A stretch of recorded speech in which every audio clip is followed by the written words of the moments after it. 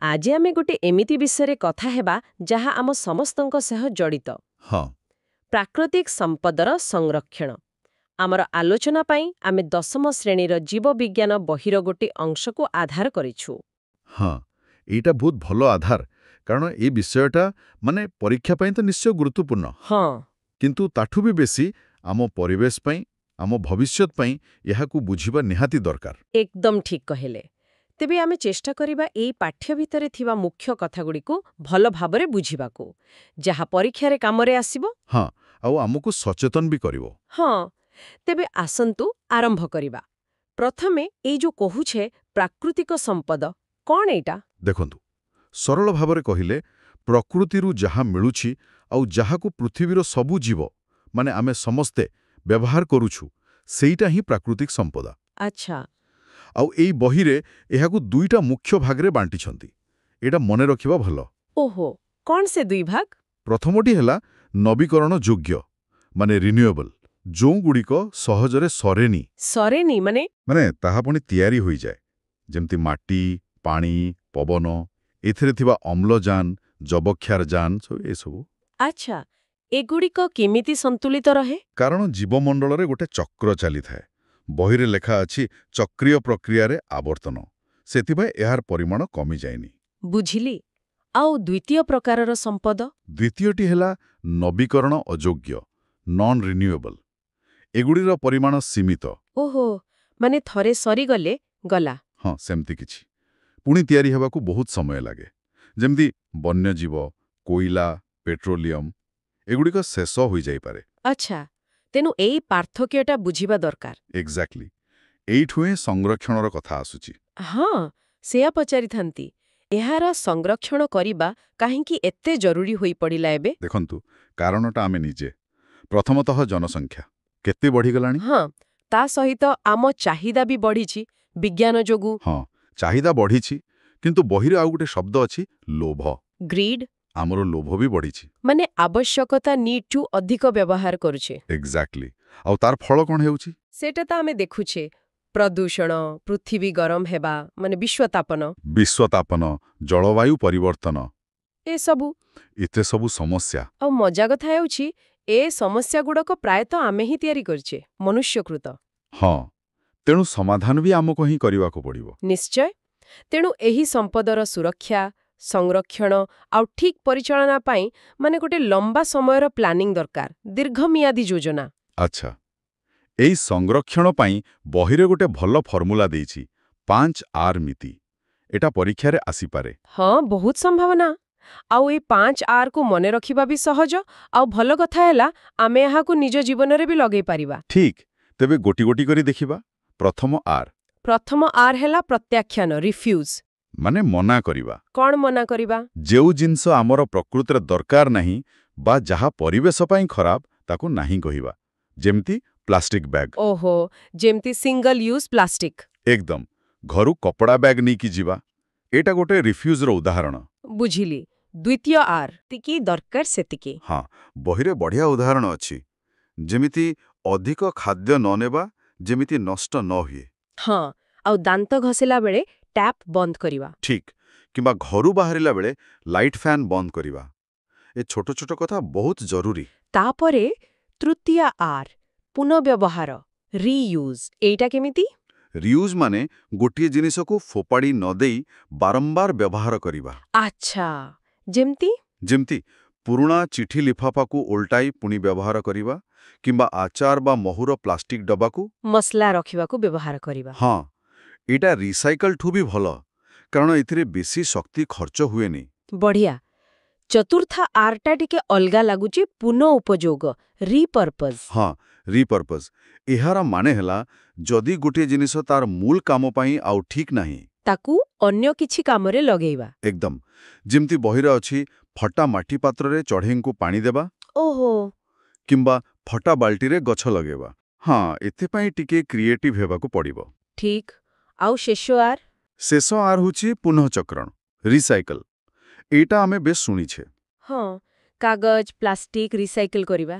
ହଁ, ମାନେ ବ୍ୟବହୃତ ବା ବର୍ଜ୍ୟବସ୍ତୁରୁ କଞ୍ଚାମାଲ ବାହାର କରି ସେଥିରୁ ପୁଣି ନୂଆ ଜିନିଷ ତିଆରି କରିବା। ଏଥିପାଇଁ ତ ଘରେ ଅଳିଆ ଅଲଗା କରିବା ଦରକାର, ଓଦା ଅଳିଆ ଶୁଖିଲା ଅଳିଆ। ନିଶ୍ଚୟ, ଓଦା ଅଳିଆରୁ କମ୍ପୋଷ୍ଟ ଖତ ହୋଇପାରିବ ଆଉ ଶୁଖିଲା ଅଳିଆରୁ କାଗଜ, କାଚ, ପ୍ଲାଷ୍ଟିକ, ଧାତୁ ଏସବୁ ରିସାଇକଲ ପାଇଁ ଯାଇପାରିବ। ତେବେ ଏହି 5ଟି ଆର୍ ରିଫ୍ୟୁଜ୍, ରିଡ୍ୟୁସ୍, ରିୟୁଜ୍, ରିପର୍ପସ୍, ରିସାଇକଲ୍ ଏହାକୁ ମନେ ରଖିଲେ ପରୀକ୍ଷାରେ ବି ସୁବିଧା ହେବ। ହଁ, ଆଉ ନିଜ ଜୀବନରେ ବି। ନିଶ୍ଚୟ।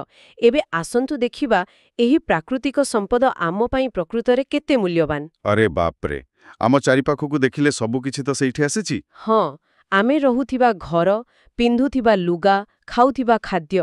ଗାଡ଼ି, ବହି, ଖେଳଣା, ଏପରିକି ଔଷଧ ମଧ୍ୟ। ବହିରେ ଲେଖା ଅଛି ପାଖାପାଖି 40% ଔଷଧ ଜଙ୍ଗଲ ଆଉ ବନ୍ୟଜୀବଙ୍କଠୁ ମିଳେ। ଓହୋ, ଯେମିତି କ୍ୱିନାଇନ୍, ସର୍ପଗନ୍ଧା। ହଁ, ଆଉ ବନ୍ୟଜନ୍ତୁ ପରିବେଶର ସନ୍ତୁଳନ ରଖନ୍ତି, ପରାଗ ସଙ୍ଗମରେ ସାହାଯ୍ୟ କରନ୍ତି, କୀଟପତଙ୍ଗ ନିୟନ୍ତ୍ରଣ କରନ୍ତି। ବହିରେ ଆଉ ଗୋଟେ ଶବ୍ଦ ଅଛି ଜିନ୍ ଭଣ୍ଡାର, ଜେନେଟିକ୍ ରିଜର୍ଭ। ଏଇଟା କ'ଣ? ଆଚ୍ଛା, ଦେଖନ୍ତୁ, ଆଜି ଆମେ ଯେଉଁ ଭଲ କିସମର ଧାନ, ଗହମ ଚାଷ କରୁଛୁ ବା ଯେଉଁ ଗାଈ ବେଶୀ କ୍ଷୀର ଦଉଛି, ହଁ। ସେମାନଙ୍କୁ ତିଆରି କରିବା ପାଇଁ ମୂଳ ଜିନ୍ ଆସିଛି ଜଙ୍ଗଲୀ ପ୍ରଜାତିରୁ, ମାନେ ସେମାନଙ୍କର ଦେଶୀୟ ପୂର୍ବଜ। ଓହୋ। ଯଦି ସେଇ ମୂଳ ପ୍ରଜାତିଗୁଡ଼ିକ ନ ରହିବେ, ତେବେ ଭବିଷ୍ୟତରେ ଆମେ ଆଉ ନୂଆ ଉନ୍ନତ କିସମ ତିଆରି କରିପାରିବାନି। ସେଥିପାଇଁ ଜଙ୍ଗଲରେ ଥିବା ବିବିଧତାକୁ ସାଇତି ରଖିବା ଦରକାର। ବୁଝିଲି। ତେଣୁ ଏହି ସମ୍ପଦର ଠିକ୍ ପରିଚାଳନା ପାଇଁ ଗୋଟେ କନସେପ୍ଟ ଅଛି, ପରିପୋଷଣୀୟ ବିକାଶ, ସଷ୍ଟେନେବଲ୍ ଡେଭଲପମେଣ୍ଟ। ଏଇଟା କ'ଣ? ଏହାକୁ ଏମିତି ଭାବନ୍ତୁ, ଆମେ ଆମ ପକେଟ ମନି କେମିତି ଖର୍ଚ୍ଚ କରୁ। ଦେଖି ଚାହିଁକି, ଆଜି ପାଇଁ, କାଲି ପାଇଁ। ହଁ, ଠିକ୍ ସେମିତି। ପୃଥିବୀର ସମ୍ପଦକୁ ଆମେ ଏମିତି ବ୍ୟବହାର କରିବା ଯେମିତି ଆମର ଆଜିର ଦରକାର ପୂରଣ ହେବ, କିନ୍ତୁ ଭବିଷ୍ୟତ ପିଢ଼ି ପାଇଁ ବି ରହିବ। ଏକଦମ। ଆଉ ପରିବେଶର ବି କ୍ଷତି ହେବନି। ଏଇଟା ହିଁ ମୂଳ କଥା। ପରୀକ୍ଷା ପାଇଁ ଏହାର କିଛି ମୁଖ୍ୟ ପଏଣ୍ଟସ୍ କ'ଣ ହେବ? ହଁ, ବହି ଅନୁସାରେ କିଛି ପଏଣ୍ଟସ୍ ଅଛି। ପ୍ରଥମତଃ, ସମ୍ପଦ ଉପରେ ସମସ୍ତଙ୍କର ସମାନ ଅଧିକାର ରହିବା କଥା। ଠିକ୍। ଦ୍ୱିତୀୟରେ, ସମ୍ପଦର ସୁବିନିଯୋଗ ଆଉ ବର୍ଜ୍ୟବସ୍ତୁରୁ ପରିଚାଳନା, ଯେମିତି ବିଦ୍ୟୁତ୍ କେନ୍ଦ୍ର ପାଉଁଶରୁ ଇଟା ତିଆରି କରିବା। ଆଚ୍ଛା। ତୃତୀୟରେ, ଆମ ଚାହିଦା ଯେମିତି ପ୍ରକୃତିର ଯୋଗାଣଠୁ ବେଶୀ ନ ହୁଏ। ଚତୁର୍ଥରେ, କେବଳ ମଣିଷ ନୁହେଁ, ସବୁ ଜୀବଙ୍କର ବାସସ୍ଥାନ ଓ ପରିସଂସ୍ଥାର ସୁରକ୍ଷା। ଆଉ ସବୁଠୁ ଜରୁରୀ, ଆମେ ସମ୍ପଦକୁ ଏମିତି ବ୍ୟବହାର କରିବା ଯେମିତି ଆମ ପରପିଢ଼ି ଗୋଟେ ଭଲ, ସୁସ୍ଥ ପରିବେଶ ପାଇବେ। ବାଃ, ଏବେ ଆସନ୍ତୁ ଜଙ୍ଗଲ ଆଉ ବନ୍ୟଜୀବଙ୍କ କଥା ଟିକେ ବିସ୍ତୃତ ଭାବେ ଦେଖିବା। ବହିରେ ଜଙ୍ଗଲକୁ ବାସସ୍ଥଳୀ ଆଉ ବନ୍ୟଜୀବଙ୍କୁ ବନନିବାସୀ କୁହାଯାଇଛି। ହଁ। ଆଉ ଜଙ୍ଗଲ ହେଉଛି ଜୈବ ବିବିଧତା, ବାୟୋଡାଇଭର୍ସିଟିର ମୂଳ ଆଧାର। ଏ ଜୈବ ବିବିଧତା ମାନେ କ'ଣ? ଜୈବ ବିବିଧତା ମାନେ ଗୋଟେ ଜାଗାରେ କେତେ ପ୍ରକାରର ଜୀବ ଅଛନ୍ତି। ଗଛଲତା, ପଶୁପକ୍ଷୀ, କୀଟପତଙ୍ଗ, ଏପରିକି ଯେଉଁମାନଙ୍କୁ ଖାଲି ଆଖିରେ ଦେଖି ହୁଏନି, ସେମିତି ଅଣୁଜୀବ। ଓହୋ, ସବୁ ପ୍ରକାର ଜୀବ?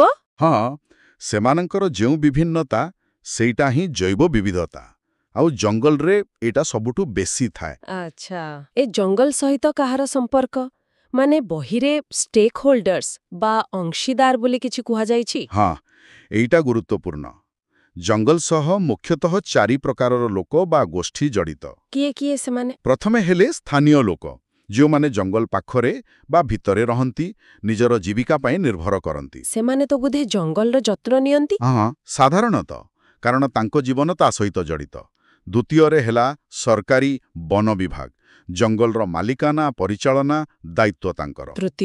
ତୃତୀୟରେ ଶିଳ୍ପପତି, ଯେଉଁମାନେ ଜଙ୍ଗଲକୁ କଞ୍ଚାମାଲର ଗୋଦାମ ଭାବେ ଦେଖନ୍ତି। ଓହୋ, ଯେମିତି କାଗଜ କଳ ବା ଔଷଧ କମ୍ପାନୀ। ହଁ, ଆଉ ବହି କହୁଛି ଏମାନଙ୍କର ସ୍ୱାର୍ଥ ପାଇଁ ଅନେକ ସମୟରେ ପ୍ରାକୃତିକ ଜଙ୍ଗଲ କାଟି ଗୋଟିଏ ପ୍ରକାରର ଗଛ ଲଗାଯାଇଛି, ଯେମିତି ଶାଗୁଆନ, ପାଇନ୍।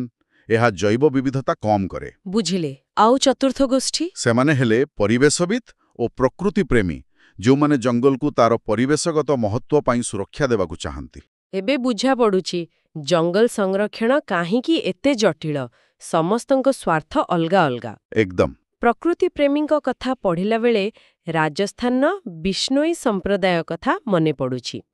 ବହିରେ ଗୋଟେ ଅଦ୍ଭୁତ କାହାଣୀ ଅଛି। ଓହୋ, ହଁ, ସେଇଟା ତ ଗୋଟେ ଅବିଶ୍ୱସନୀୟ ଘଟଣା। ପ୍ରକୃତି ପାଇଁ ମଣିଷର ତ୍ୟାଗର ଚରମ ଉଦାହରଣ। କ'ଣ ହୋଇଥିଲା ସେଠି? 1730 ମସିହାର କଥା। ଯୋଧପୁର ରାଜା ଅଭୟ ସିଂଙ୍କୁ ନୂଆ ପ୍ରାସାଦ ପାଇଁ କାଠ ଦରକାର ପଡ଼ିଲା। ସେ ସୈନ୍ୟ ପଠେଇଲେ ଖେଜରଲି ଗାଁକୁ। ସେଠି ବିଷ୍ଣୋଇ ଲୋକ ରହୁଥିଲେ? ହଁ, ଆଉ ସେମାନେ ଗଛ ଜୀବଜନ୍ତୁଙ୍କୁ ପୂଜା କରନ୍ତି। ଜୀବନ୍ତ ଗଛ କାଟନ୍ତିନି। ତେବେ ଯେତେବେଳେ ସୈନ୍ୟ ଗଛ କାଟିବାକୁ ଗଲେ, କଣ ହେଲା? ଅମୃତା ଦେବୀ ବିଷ୍ଣୋଇ ବୋଲି ଜଣେ ମହିଳା ଆଗେଇ ଆସିଲେ। ସେ ଗୋଟେ ଗଛକୁ କୁଣ୍ଢେଇ ଧରିଲେ, କହିଲେ, ମୋ ମୁଣ୍ଡ କଟିଲେ ଯାଇ ଗଛ କଟିବ। ଆରେ ବାପରେ! ସୈନ୍ୟମାନେ ତାଙ୍କୁ ମାରିଦେଲେ। ଏହା ଦେଖି ତାଙ୍କ 3 ଝିଅ ଆଉ ଗାଁର ଶହ ଶହ ଲୋକ, ମହିଳା ପୁରୁଷ, ସମସ୍ତେ ଗୋଟେ ଗୋଟେ ଗଛକୁ କୁଣ୍ଢେଇ ଧରିଲେ। ସମସ୍ତେ ମରିଗଲେ? କୁହାଯାଏ 363 ଜଣ ଗଛ ପାଇଁ ଜୀବନ ଦେଇଦେଲେ। ଶୁଣିକି ଦେହ ଶୀତେଇ ଯାଉଛି। ହଁ, ତାଙ୍କରି ସ୍ମୃତିରେ ଭାରତ ସରକାର ଅମୃତା ଦେବୀ ବିଷ୍ଣୋଇ ବନ୍ୟପ୍ରାଣୀ ସଂରକ୍ଷଣ ଜାତୀୟ ପୁରସ୍କାର ଦେଉଛନ୍ତି। ଏତେ ବଡ଼ ବଳିଦାନ!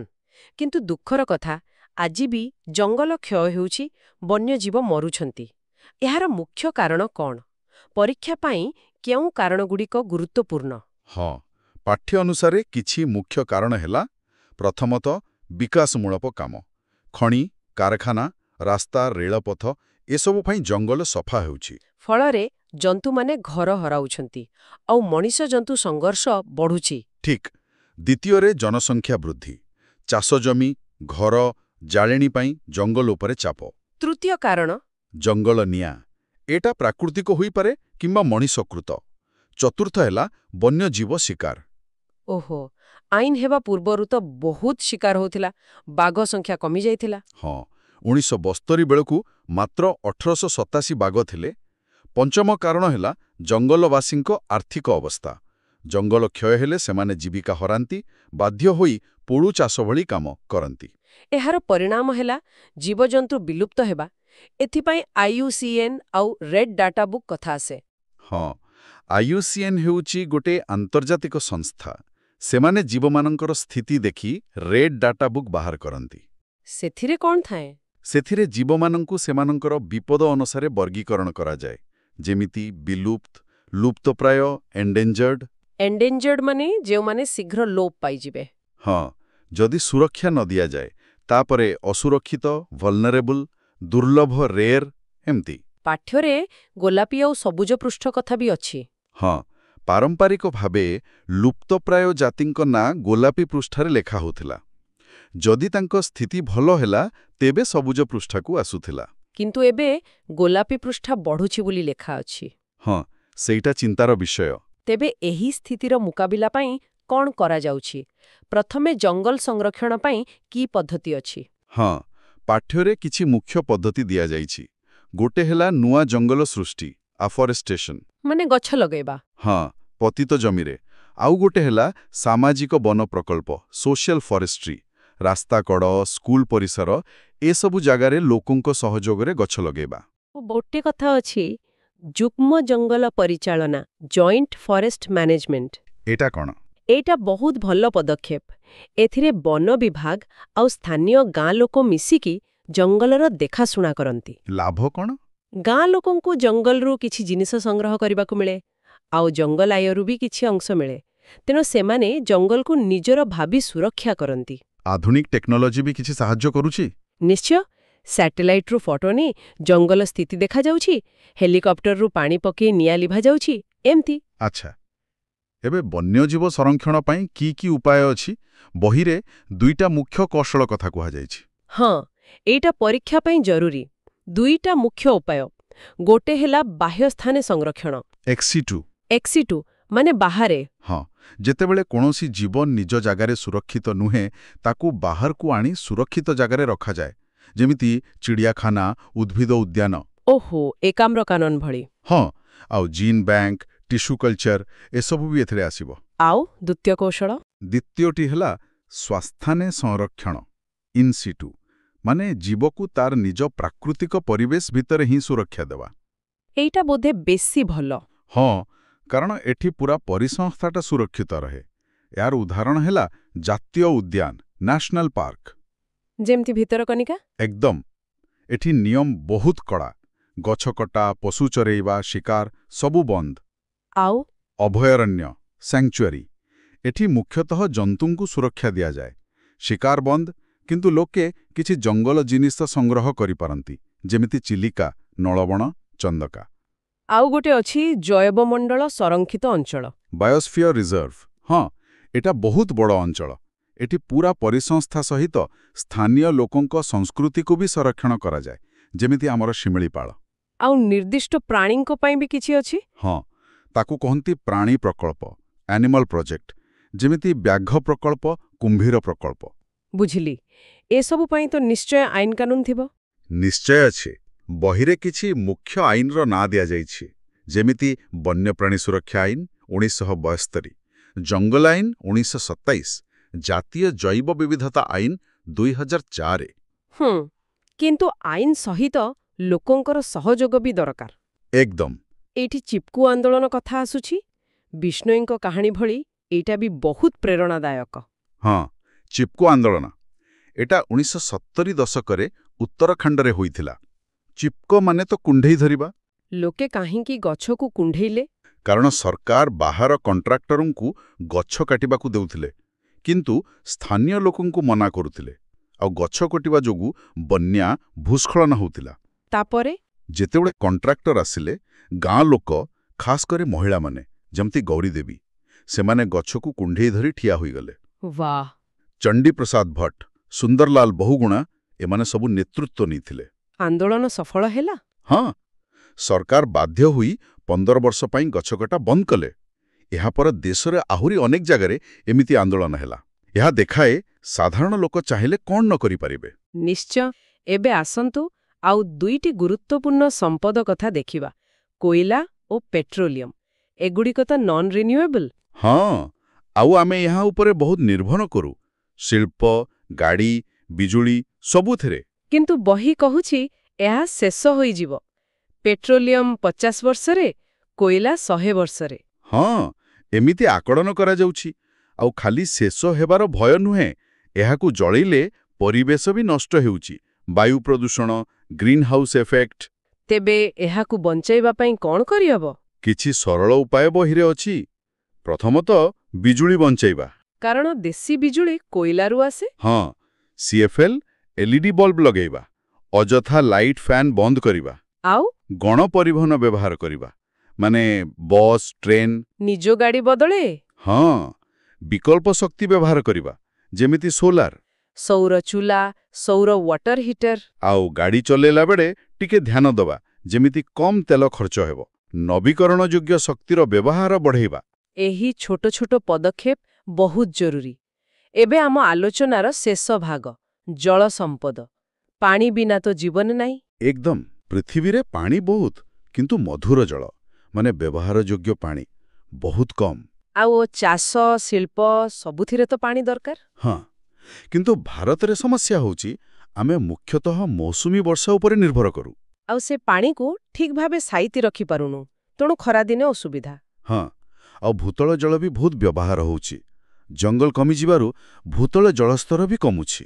ତେଣୁ ଜଳ ସଂରକ୍ଷଣ ଆଉ ସୁପରିଚାଳନା ନିହାତି ଦରକାର। ଏଥିପାଇଁ ବଡ଼ ବଡ଼ ନଦୀବନ୍ଧ ତ ହୋଇଛି। ହଁ, ଯେମିତି ହୀରାକୁଦ। ଏହାର ସୁବିଧା ଅଛି, ଜଳସେଚନ, ପାନୀୟ ଜଳ, ବନ୍ୟା ନିୟନ୍ତ୍ରଣ। କିନ୍ତୁ ବହି କହୁଛି ଏହାର ଅସୁବିଧା ବି ଅଛି। ନିଶ୍ଚୟ ଅଛି। ବଡ଼ ଅସୁବିଧା ହେଲା ବିସ୍ଥାପନ। ବହୁତ ଲୋକ ଘରଦ୍ୱାର ହରାନ୍ତି, ତାଙ୍କ ଥଇଥାନ ଠିକ୍ ହୁଏନି। ଯେମିତି ନର୍ମଦା ବଚାଉ ଆନ୍ଦୋଳନ। ହଁ, ଆଉ ପରିବେଶଗତ ସମସ୍ୟା ବି ଅଛି। ବହୁତ ଜଙ୍ଗଲ, ଜମି ବୁଡ଼ିଯାଏ, ଜୈବ ବିବିଧତା ନଷ୍ଟ ହୁଏ, ପାଣି ବଣ୍ଟନରେ ବି ଅସମାନତା ହୁଏ।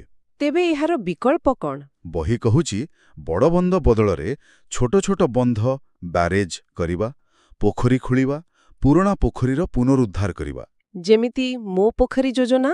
ହଁ, ଏଥିରେ କ୍ଷତି କମ୍ ହୁଏ। ଆଉ ଦୁଇଟି ଭଲ ପଦ୍ଧତି ଅଛି, ଜଳ ଛାୟା ପରିଚାଳନା, ୱାଟରସେଡ୍ ମ୍ୟାନେଜମେଣ୍ଟ। ଏଇଟା ପାହାଡ଼ିଆ ଅଞ୍ଚଳ ପାଇଁ। ହଁ, ମୁଖ୍ୟତଃ ପାଣିକୁ ଅଟକେଇବା, ଯେମିତି ମାଟି ଧୋଇ ନ ଯାଏ ଆଉ ପାଣି ଭୂତଳକୁ ଯାଏ। ଗଛ ଲଗାଇବା, ଛୋଟ ପଥର ବନ୍ଧ କରିବା, ଏମିତି। ଆଉ ଗୋଟେ? ବୃଷ୍ଟିଜଳ ସଂରକ୍ଷଣ, ରେନ୍ ୱାଟର ହାର୍ଭେଷ୍ଟିଂ। ମାନେ ବର୍ଷା ପାଣିକୁ ସାଇତିବା। ହଁ, ଗାଁରେ ପୋଖରୀ, ସହରରେ ଛାତ ଉପର ପାଣିକୁ ସଂଗ୍ରହ କରି ଭୂତଳକୁ ପଠାଇବା କିମ୍ବା ଟାଙ୍କିରେ ରଖି ବ୍ୟବହାର କରିବା। ଆଉ ଶେଷରେ ଜଳର ପୁନଃଚକ୍ରଣ, ୱାଟର ରିସାଇକ୍ଲିଂ। ଏଇଟା ବି ଜରୁରୀ, ଖାସ୍ କରି ଶିଳ୍ପ ପାଇଁ। କାରଖାନା ଯଦି ବ୍ୟବହୃତ ପାଣିକୁ ବିଶୋଧନ କରି ପୁଣି ବ୍ୟବହାର କରେ, ତେବେ ନୂଆ ପାଣି କମ୍ ଦରକାର ପଡ଼ିବ। ଆଉ ପାଣି ପ୍ରଦୂଷଣ ବି କମିବ। ତେବେ ଆଜିର ଏହି ଆଲୋଚନାରୁ ଏକଥା ସ୍ପଷ୍ଟ ଯେ ପ୍ରାକୃତିକ ସମ୍ପଦର ସଂରକ୍ଷଣ କେବଳ ପରୀକ୍ଷା ପାଇଁ ନୁହେଁ, ଆମ ନିଜ ପାଇଁ, ଆମ ପିଲାମାନଙ୍କ ପାଇଁ, ଏ ପୃଥିବୀ ପାଇଁ ନିହାତି ଜରୁରୀ। ଆଉ ସେ 5R ନୀତି ହେଉ ବା ଜଳ ସଂରକ୍ଷଣ, ଆମେ ସମସ୍ତେ ନିଜ ସ୍ତରରେ କିଛି ନା କିଛି କରିପାରିବା। ଏକଦମ।